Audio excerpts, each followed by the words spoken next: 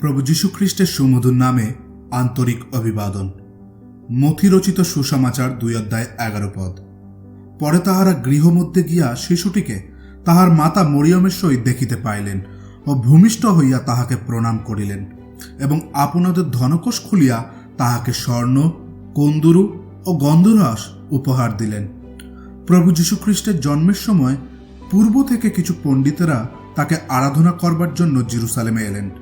যখন তারা শিশু যীশুকে মরিয়মের কাছে দেখতে পেলেন, তারা নত হয়ে প্রণাম করলেন এবং নিজেদের ধনকোষ থেকে বহুমূল্য উপহার বার করে তাকে অর্পণ করলেন।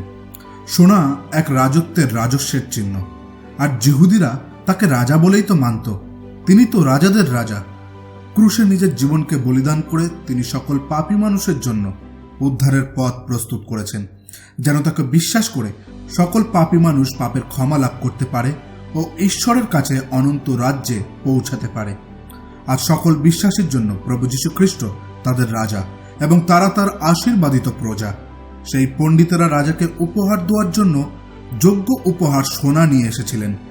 আজ প্রত্যেক বিশ্বাসী এই অনন্ত উদ্ধারকর্তা রাজাকে তাদের হৃদয় এবং প্রশংসার ফল উপহার স্বরূপ অর্পণ করতে পারে, যা সোনার থেকেও মূল্যবান।